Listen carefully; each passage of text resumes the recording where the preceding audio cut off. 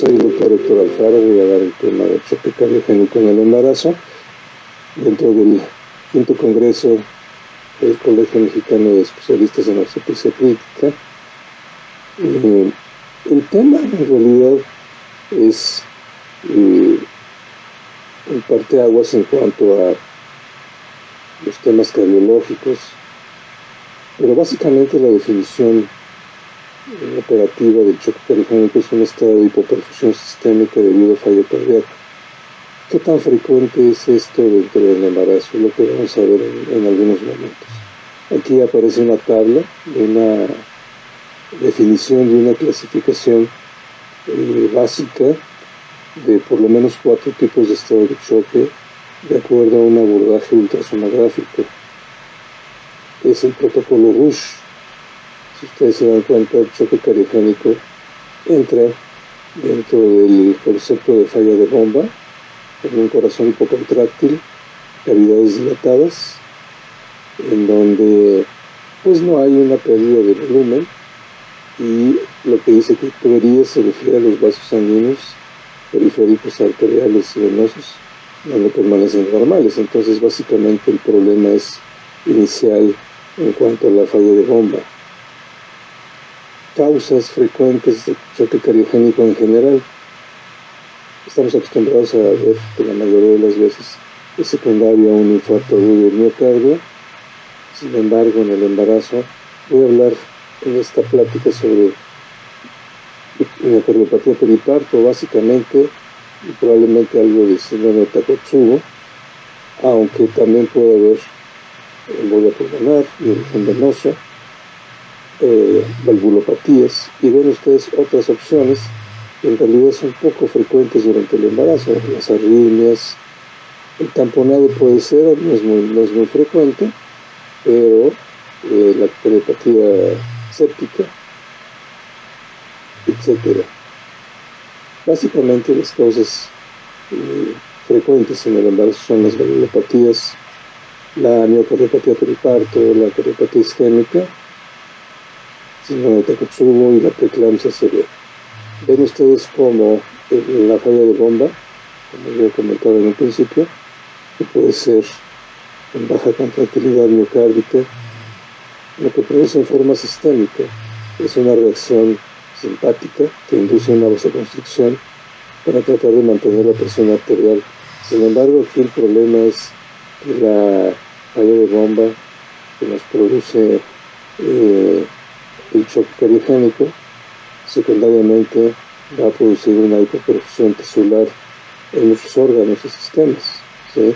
Y con repercusiones importantes a otros niveles como la presentación de edema pulmonar. Aquí hay una revisión de choque cardiogénico en el embarazo. Se hizo un análisis nacional en una muestra, ¿sí? Y ven ustedes cómo la cardiopatía periparto toma relevancia, al igual que el tromboembolismo pulmonar, enfermedades valvulares, la preeclampsia. Hay otras de las causas que aquí se mencionan, sin embargo son poco frecuentes, pero toma relevancia y toma mucho peso la miocardiopatía periparto. En esta revisión amplia vamos a recordar un poquito de lo que es la enfermedad materna cardíaca. Los cambios cardiovasculares propios del embarazo, recuerden, generalmente de la manera normal, durante el embarazo, el gasto cardíaco, la frecuencia cardíaca, el volumen sistólico, el volumen plasmático y las dimensiones de las cavidades cardíacas se incrementan, representadas por este triángulo. Las resistencias vasculares sistémicas disminuyen, al igual que la presión arterial. Durante el trabajo de parto sigue igual la tendencia a aumentar el gasto cardíaco, y en un puerperio temprano también sigue igual la tendencia. Esto no sucede en una situación de falla cardíaca. ¿Qué es la fracción de eyección? Bueno, la cantidad de sangre bombeada por la cámara cardíaca, por el órgano, que se expulsa hacia el exterior, ¿sí? Por ejemplo, aquí tenemos una fracción de eyección normal, un 50-70%, una fracción de eyección limítrofe, entre 41 y 49%, y una fracción de eyección totalmente reducida. Este es el inicio del choque cardiogénico. ¿Sí? Se presenta inicialmente como una falla cardíaca severa, ¿sí? Entonces, cuando hay una insuficiencia de bomba para expulsar la sangre hacia el exterior, y a nivel internacional los han clasificado en 4 estadios. El estadio más grave, el avanzado, el estadio B, con marcados síntomas de insuficiencia cardíaca, ¿verdad?, que requiere hospitalización. Entre paréntesis, bueno, el choque cardiogénico y la insuficiencia cardíaca aguda requieren atención hospitalaria necesariamente. Este es un cuadro clínico de una insuficiencia cardíaca aguda, severa, que se presenta con los síntomas clásicos: edema agudo pulmonar, confusión, galope, retención de líquidos, cianosis, hipertensión, soplos, arritmias. Ven ustedes la clasificación que hacen de la falla cardíaca y le dan relevancia a la cardiomopatía. La falla cardíaca por hepatitis isquémica también es importante, la hipertensión pulmonar, valvulopatías de ese tipo adquirido congénito y arritmias. Sin embargo, vamos a revisar ampliamente esta falla cardíaca aguda pre-choque cardiogénico, revisando lo que es la cardiomopatía periparto, que es un síndrome de insuficiencia cardíaca congestiva que se diagnostica en el último mes del embarazo y hasta 5 meses después del parto, en el que se aprecia disminución de la función sistólica en el ecocardiograma sin ninguna causa identificable o reversible. Siempre hacer el diagnóstico diferencial con el síndrome de Takotsubo. Esta definición la aportó el grupo de trabajo precisamente encargado de estudiar la miocardiopatía periparto de la Asociación de Falla Cardíaca de la Sociedad Europea de Cardiología recientemente. Entonces, si ustedes ven una disfunción sistólica ventricular izquierda en paciente con miocardiopatía dilatada de periparto, sospechar básicamente cardiopatía periparto en cualquier paciente que tenga síntomas de falla cardíaca en forma inexplicable, en donde no hay antecedente de una cardiopatía diagnosticada. Ven ustedes la dilatación importante que se aprecia. Vamos a ver cómo desde el punto de vista ecocardiográfico la fracción de eyección es mucho menos del 45%. Ven ustedes las cavidades sumamente dilatadas, no hay movilidad prácticamente. Vemos aquí una fracción de expulsión básicamente de un 20%, con derrame pericárdico importante, con alteraciones muy severas de la motilidad de las paredes ventriculares, ¿sí?, con una disminución severa de la función sistólica.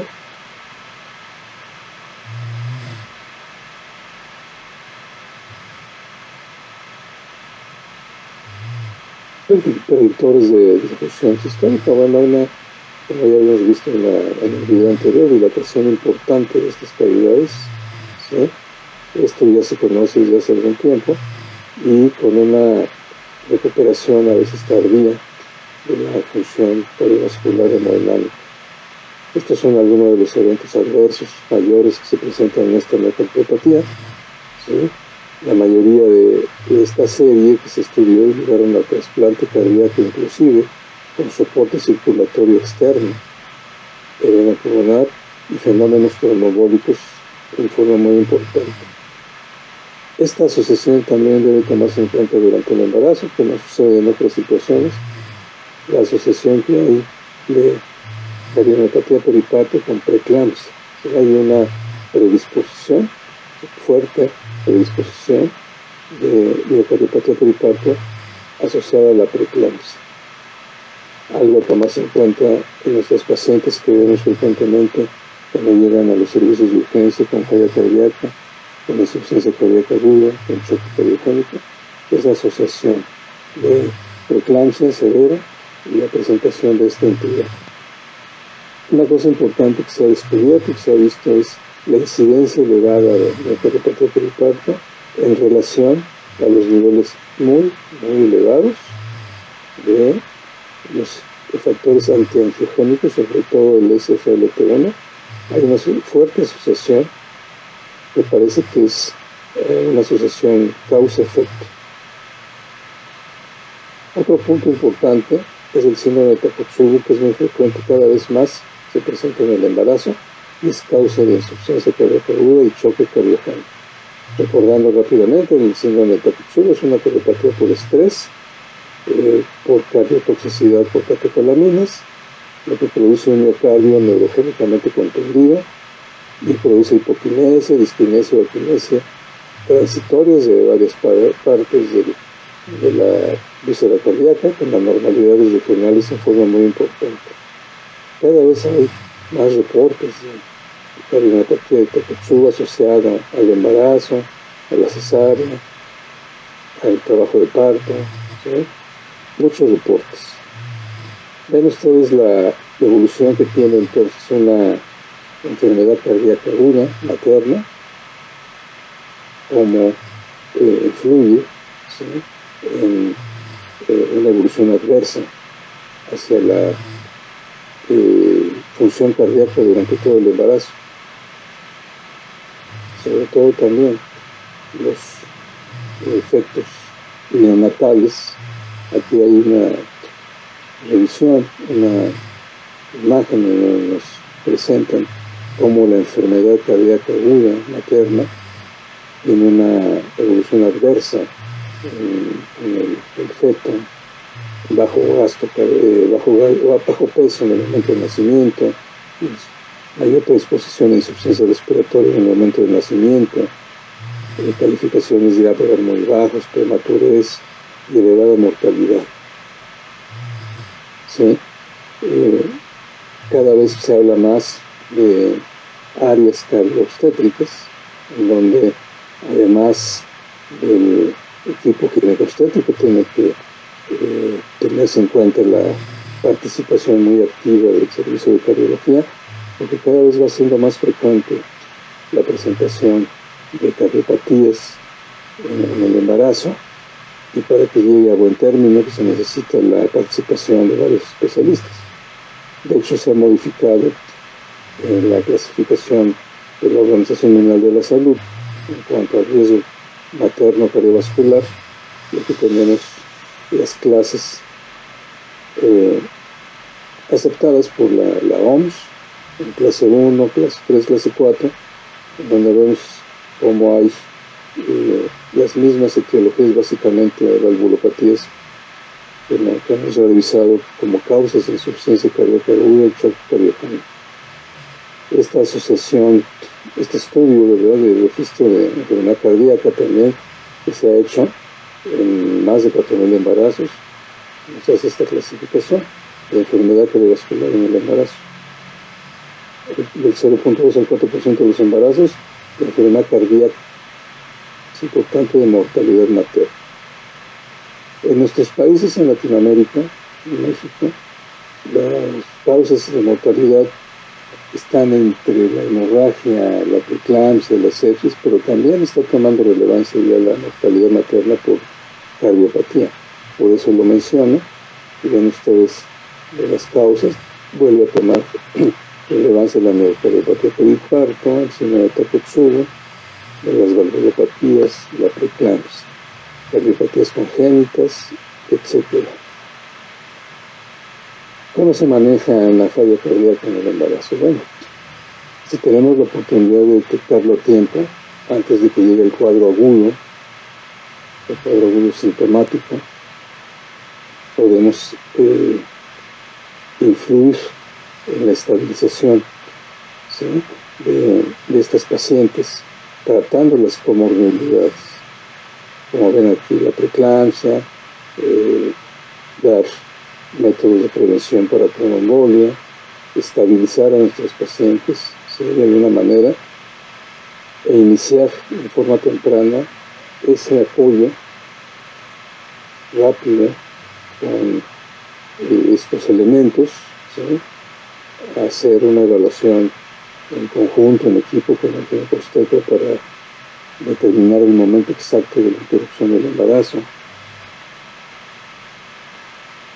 Y aquí tenemos una tablita interesante que podemos hacer para detectar un diagnóstico diferencial entre lo que es una falla cardíaca aguda y un choque cardiogénico. Nos dan algunas variables hemodinámicas, ¿sí? Todavía en falla cardíaca aguda podemos mantener un índice cardíaco aceptable de 2.2 litros por minuto metro cuadrado. Sin embargo, en el momento en que se pierde esta posibilidad, ya hablaríamos de un choque cardiogénico. Esta es la gran diferencia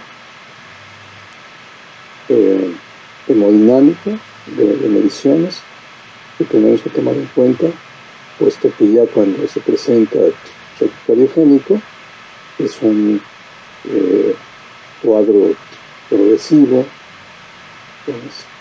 con isquemia, con vasoconstricción, con sobrecarga de volumen. Básicamente el punto clave es el bajo gasto cardíaco.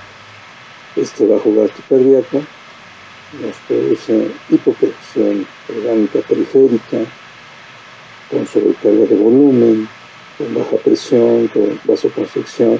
Ven ustedes todas las manifestaciones asociadas al choque cardiogénico. La presión arterial sistólica es mucho menos de 90 milímetros de mercurio, con índices cardíacos, como había comentado, debajo de 2.2, con un poder cardíaco menor a 0.6, con lactoacidosis, con hipoxemia, con disfunción de la microcirculación, edema pulmonar, una reacción inflamatoria sistémica, traslocación bacteriana, estimulación simpática, activación del sistema renina-angiotensina, etc. Cuando hay falla derecha, cuando hay falla izquierda también, tenemos que hacer un diagnóstico diferencial entre si es un shock cardiogénico típicamente izquierdo o ya es global, involucrando los dos ventrículos. Y por definición, hay varios protocolos ya desde hace mucho tiempo, en donde la mayoría está de acuerdo. Por ejemplo, este de shock trial, de hace varios años, todos están de acuerdo, básicamente, en la presión sistólica baja, ¿sí? Todos los que han asistido, todos los protocolos de definición hemodinámica del choque cardiogénico. Cuando hay una presión arterial sistólica persistente debajo de 80-90 milímetros de mercurio y una PA media de 30, con índices cardíacos de menos de 2.2 o de 1.8, cuando hay sin soporte, un soporte externo y evidencia de hipoperfusión en órganos vitales, ¿sí? Aquí tenemos rápidamente también otra definición operativa de gasto diferencial con otros tipos de choque, pero el gasto cardíaco básicamente en el cardiogénico es muy bajo. Algo muy importante que se ha estado estableciendo últimamente es que el choque cardiogénico produce disfunción microcirculatoria.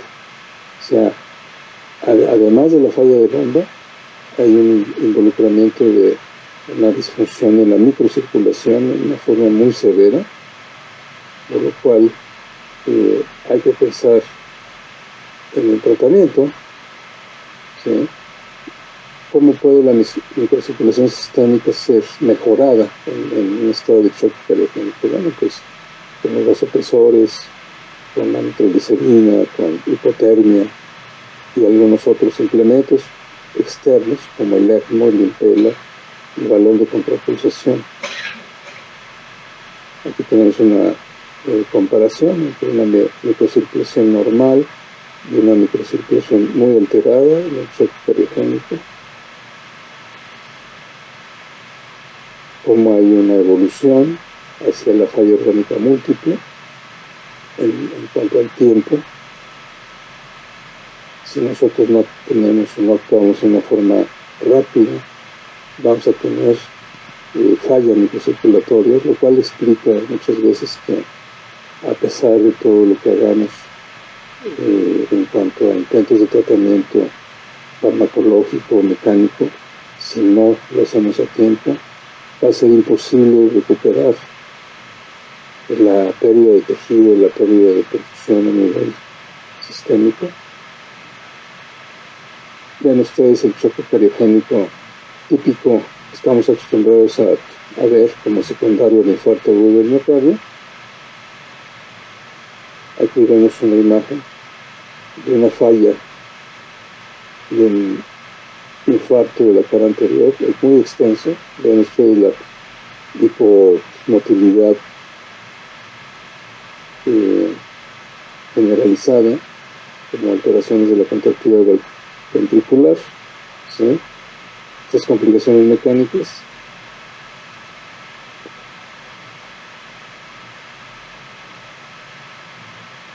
El monitoreo hemodinámico, igual, volvemos a repasar una presión sistólica menos de 90 y un gasto cardíaco menos de 2.2, una disfunción del ventrículo izquierdo. Y esto es lo que tenemos como seguimiento actual diagnóstico en cuanto a imagen, en cuanto a métodos como la ecocardiografía, el electrocardiograma, radiografías, etcétera, marcadores bioquímicos, y se le da importancia al apoyo mecánico. Y tenemos un choque cariogénico global, con disfunción izquierda, disfunción derecha, con hipoperfusión, con daño a órganos, como lo hemos venido comentando, ¿sí? Con una reacción inflamatoria sistémica, con traslocación bacteriana, con neumonía asociada. Y cuando nos enfrentamos a una falla cardíaca debido al choque cariogénico en el embarazo, pues salta a la vista el cuadro típico de cardiopatía periparto, como lo hemos comentado ya anteriormente, ¿sí? Ven ustedes lo complejo que puede representar en determinado momento el manejo del choque cariogénico. Estos son los objetivos, ¿sí? Cuando sobre todo si se presenta un choque refractario. Bueno, si no lo es, hay mejoría, ¿sí? Y los vasopresores y los inotrópicos tenemos buena respuesta, pero el problema es que muchas veces hay choque refractario y no hay buena respuesta a los tratamientos iniciales, como yo había comentado hace rato, sobre todo por la cuestión del tiempo. Si no hacemos a tiempo la evaluación, si no pensamos sobre todo que durante el embarazo, una de las causas frecuentes de insuficiencia cardíaca de choque cariogénico pues es la miocardiopatía periparto, el síndrome de Takotsubo, las valvulopatías. Aquí tenemos como cuando se hace refractario, de todas maneras termina en hipoxemia, en hipoperfusión periférica, ¿sí? Y no tenemos la posibilidad de ayudar mucho a la evolución de nuestros pacientes. Esta es una tabla, una lista de los vasopresores que se recomiendan actualmente como parte del sostén farmacológico, como un apoyo farmacológico, y la definición farmacológica de cada uno de ellos: la fenilefrina, la norepinefrina, la epinefrina, dopamina, vasopresina, dobutamina, levosimendan. Este medicamento ha resultado ser muy positivo, con muy buena respuesta en la miocardiopatía periparto, sobre todo cuando esta miocardiopatía termina en un choque cariogénico. Estos son niveles de atención, ¿sí? Del choque cariogénico. Cuando llega paciente, ¿verdad?, en una forma general, en una forma avanzada, y cuando ya tenemos un cuadro muy severo, como estábamos comentando hace rato, del choque refractario, y existen dentro de los hospitales en algunos teams o equipos de falla cardíaca y de apoyo el código rojo de choque cardiogénico, así como existe el código rojo de infarto, y ese equipo está compuesto por anestesiólogos, intensivistas, cardiólogos, cirujanos, y le dan mucha importancia al apoyo mecánico, el ECMO, ¿sí? Obviamente pues debe haber experiencia para la utilización de estos apoyos, porque debe ser temprano el apoyo, sobre todo del ECMO, y debe ser liderado por un especialista médico, que puede ser intensivista, anestesiólogo, cardiólogo, para que dé buenos resultados. Aquí tenemos el choque cardiogénico refractario, cuando hay disfunción izquierda. En el primer nivel de soporte entra el impela o el balón de contrapulsación, puede haber la posibilidad de revascularización, pero inmediatamente entra el ECMO veno-arterial, ¿sí?, cuando es biventricular, cuando afecta a los dos ventrículos. Ven ustedes cómo es el árbol de decisiones, el algoritmo. Inmediatamente, de forma paralela, entra el apoyo mecánico, ¿sí?, y aquí tenemos varias posibilidades y la comparación, los resultados de cada uno de ellos, cómo actúan, sobre todo esto que es muy frecuente en nuestro país, los flujos, cómo mejoran y cómo deben de canalizarse, la respuesta que pueden presentarse, que pueden esperarse de cada uno de estos implementos. Y básicamente en una situación como en la miocardiopatía peripática tenemos este tipo de medicamentos. Aquí está la bromocriptina, que es algo que sale fuera de lo habitual, que no se presenta en otro tipo de insuficiencia cardíaca o choque cardiogénico. Esto obviamente pues no se utilizaría en un infarto de miocardio. Ahorita voy a explicar por qué se utiliza la bromocriptina en la miocardiopatía peripática. Los vasodilatadores, la anticoagulación por la fuerte presencia de formación de trombos en la miocardiopatía peripática, los diuréticos.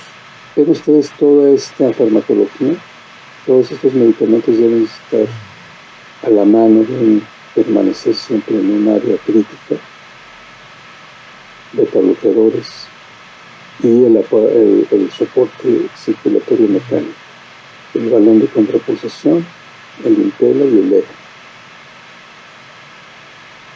Ven ustedes el manejo de las arritmias para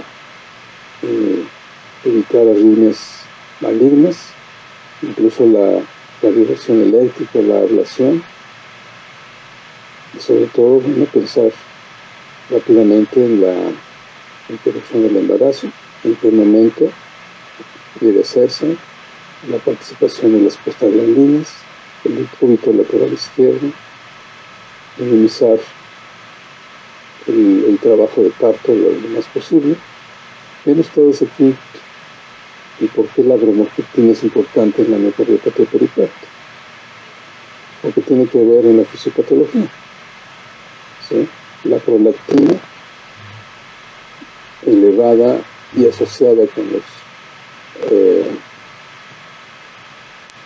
los elementos antiangiogénicos, las moléculas antiangiogénicas producen vasculotoxicidad. Por eso la bromocriptina inhibe este paso y ayuda a mejorar la contractilidad del miocardio.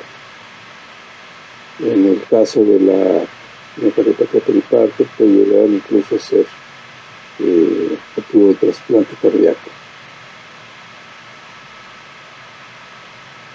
Esto es una revisión muy general, muy panorámica, en cuanto a la presencia de insuficiencia cardíaca aguda y choque cardiogénico.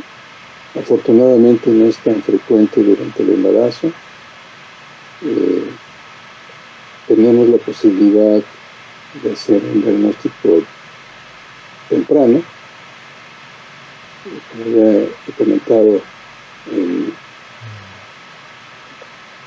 en ocasiones anteriores. Si nosotros hacemos una evaluación temprana de la falla cardíaca durante el embarazo y detectamos a tiempo las situaciones que nos pueden llevar a este evento agudo, podemos influir en la evolución temprana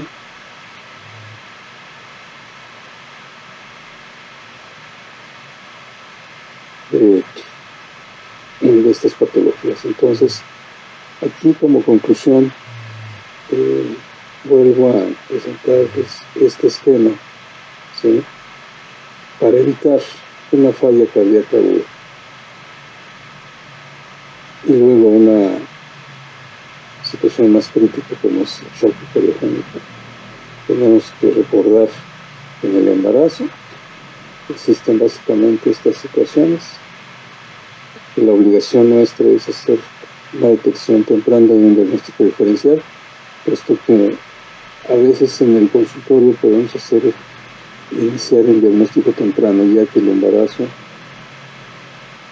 cursa muchas veces con disnea, con retención de líquidos, con palpitaciones, pero eso es normal, eso es fisiológico. ¿Hasta qué punto, hasta qué grado podemos hacer un diagnóstico diferencial de patología? Ese es el reto que tenemos todos los médicos clínicos, y no dejar pasar un cuadro agudo o el inicio de un cuadro agudo, para poder establecer a tiempo un buen diagnóstico, un buen tratamiento de prevención y dar una indicación adecuada de internamiento a nuestros pacientes al hospital, puesto que la evolución de estas patologías, como la cardiomapatía periparto, el síndrome de Takotsu o alguna valvulopatía o arritmias, es muy rápido. Si creemos que esa disnea, esas palpitaciones, esa retención de líquidos es normal y es parte del embarazo, y damos de alta a la paciente a su domicilio, podríamos cometer un error. Podríamos cometer un error y estar mandando a una paciente con inicios de falla cardíaca a su domicilio. Entonces, por eso enfatizo mucho esta diapositiva nuevamente, ¿verdad?, para ver que existen situaciones que nos pueden confundir y no hacer un diagnóstico a tiempo de una patología como estas, que son muy críticas, ¿verdad?, y estar muy alertas para evitar una evolución materna, una evolución del embarazo adversa, ¿sí?, y evitar también una evolución neonatal adversa. Por eso es importante establecer un equipo de trabajo, como el que se implementa en varios hospitales, y debemos tener la integración interdisciplinaria de varias especialidades, y así evitar, hasta donde sea posible, la presencia de cardiopatías avanzadas y establecer a tiempo el diagnóstico y un buen tratamiento, y evitar, hasta donde sea posible, la evolución a un cuadro más agudo. Si detectamos a tiempo este cuadro, bueno, pues hacer un manejo temprano, ¿sí? Vean ustedes aquí: disnea, ortopnea, marcado edema, distensión yugular de las las venas yugulares. Esto ya nos está hablando no de una evolución de un cuadro frecuente durante el embarazo, sino ya hay detrás de esto alguna patología, ¿sí? Podemos sentar a la paciente, pedirle que respire, escuchar el corazón. Si encontramos ruidos cardíacos anormales, un tercer ruido, pedir inmediatamente la participación y la interconsulta a cardiología. Entonces, termino con esto, puesto que aquí puede estar el punto clave de una buena evolución, de un buen embarazo, o presentarse el cuadro agudo, de falla cardíaca aguda y shock periogénico como lo presenté. Agradezco su audiencia, su tiempo. Les mando un saludo. Buenos días.